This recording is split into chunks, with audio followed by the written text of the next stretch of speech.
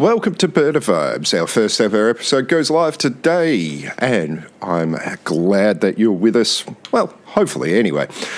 I'm your host, Brad, and what we're going to do here is simply talk about all things Bettas and all things aquarium, including new products, how to set up tanks, and how to debunk some of those myths that are out there. How can you do things better? I want to hear your comments, all right? Whatever you think, drop us a like on Facebook and share what you like, Instagram, Tumblr, X even, we have that as well.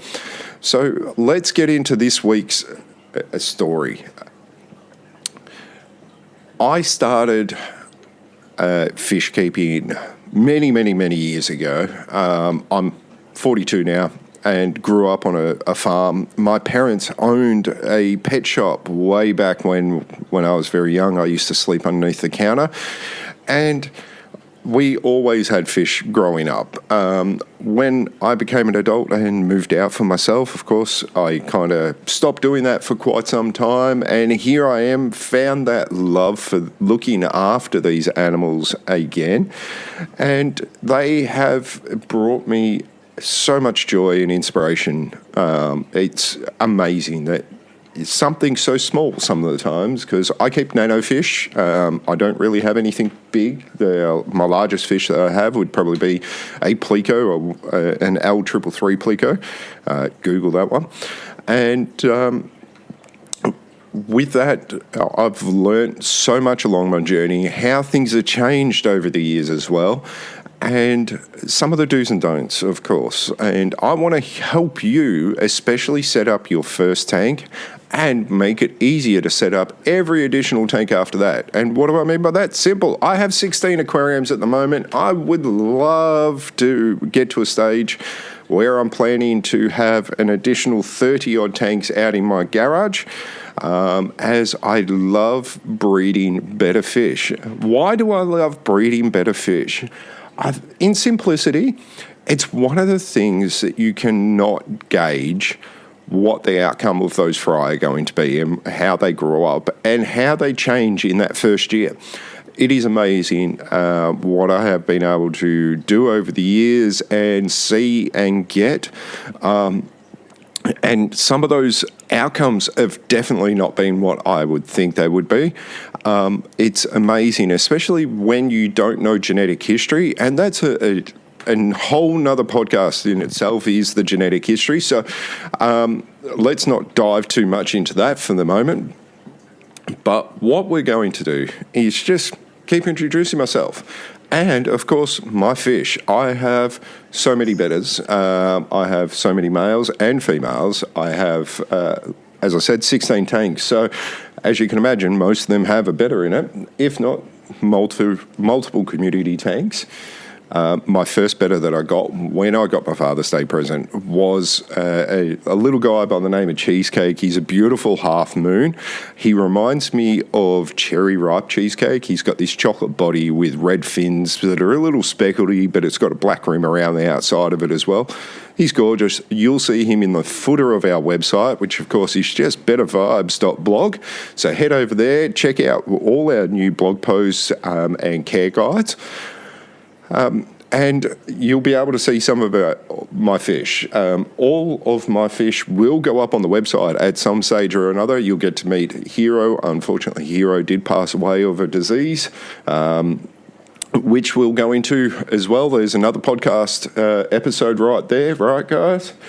And, we've got Pixel, we've got Thanos, and you'll get to learn more about these, and I'll describe these a lot better in future, let alone the girls that we have, all the way from Jellybean and Medusa. Unfortunately, Medusa's not long with us anymore. It's probably one of the things that you'll find that there is a lot of issues that do come with bettas in the sense of health issues, and depending on what variety of bettas they are as well. Depends on what kind of potential issues that they could have. Looking at crown tails, for instance, which I love. I breed crown tails. Of course, they're not the most expensive fish when it comes to bettas, but they have so much character and personality But the females do get a lot of issues in the sense that most people will use them as a guideline of what is bloat for a betta fish. Unfortunately, most of them don't actually have bloat. It is just their genetics and how their body makeup is over time, where it does look like they have bloat. So this becomes an issue with the female bettas, especially, that deciphering in between bloat, egg bound, and of course other conditions can be extremely hard. And that's what I'm here to help you with as well. Let's learn from my mistakes. I've made plenty of them. You're going to make plenty of them. But I want to hear about yours so that we can go through them together and make sure that we're all getting that right kind of information out there. With everything else as well, I want to see your scapes for your fish as well. And if you have or want to have feedback on that, just drop us a comment on any of our socials or directly on the blog post, and I will comment back on it and give you some advice as well. I have been in the aquarium industry as well, and I do get to see a lot of industry things as I work very closely with some of the shops in my local area. But yeah, let's get those tanks out there. Let's get some feedback. And also, if your kids love bettas, my kids love bettas. I have 3 boys, and they love my fish, some more than others. And I've got a crazy little guy, my youngest. He's completely into fish as well with myself. And we regularly bully my wife into letting us have more fish and more tanks, which doesn't sound real nice, I know, but, sometimes you've just got to rescue a fish when you see it down and out and almost on its last breath, it feels like some days when you go to those big box stores and you see them in poor conditions. I know Australia is a lot better than a lot of other countries out there, but it doesn't mean that it's heavily regulated. So we have rescued a few fish over the time, and yeah, we've given them a very happy life as they've transitioned on, unfortunately, sometimes, because, some of these fish live in such poor conditions for such a long time that you cannot save every single one for a long period. Plus, if you go in and ask most pet shops or aquarium stores how old a certain fish is, they would honestly not know, especially here in Australia. Australia is an interesting place when it comes to fish. We do have some local breeders, but the majority of our fish, probably 80+% of the fish that are in our domestic market, are all imported from overseas. So this makes things extremely difficult to actually understand age, genetics, possible issues, even sometimes whether they're being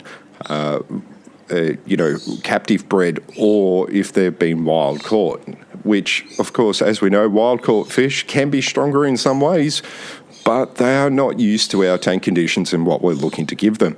So this is a big thing when it comes to longevity of the fish.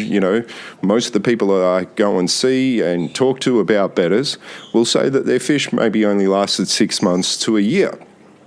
Now, if you get a fish from me, I would hope that fish would live at least 2, if not 3 or 5 years in total with it all.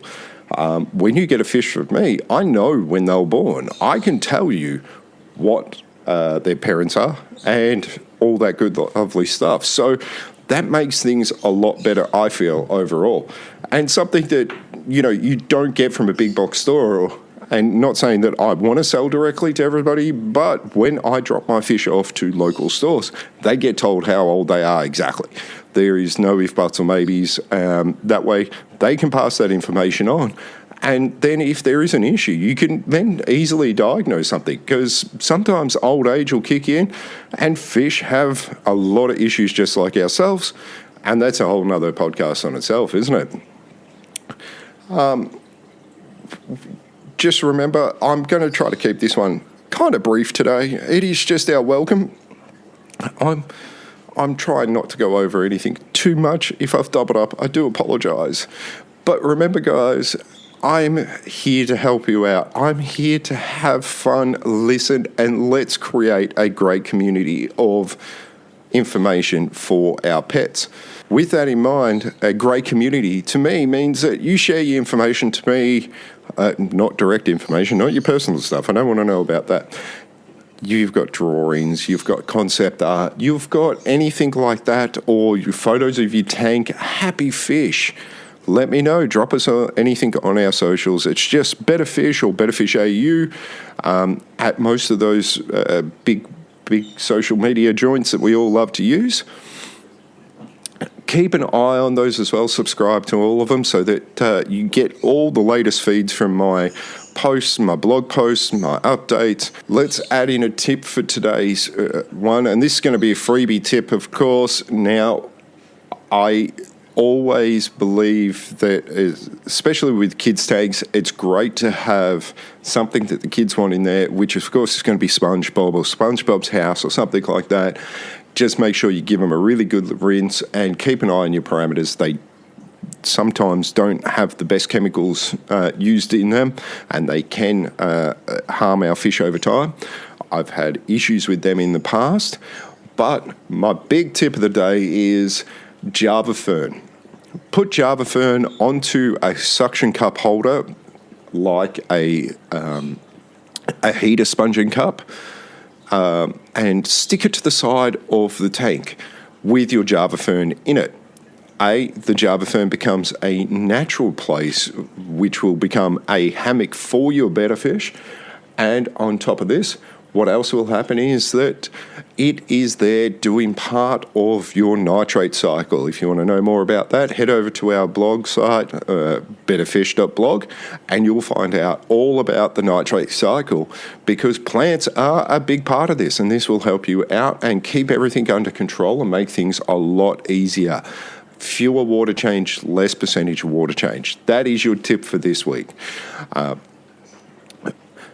I would like to thank everybody who's listened in for today. I could rattle on and make this super long. I am a big talker, and if you've ever met me in person, you know that when it comes to fish, I will never shut up. Probably one of the reasons why I thought this might be a good idea.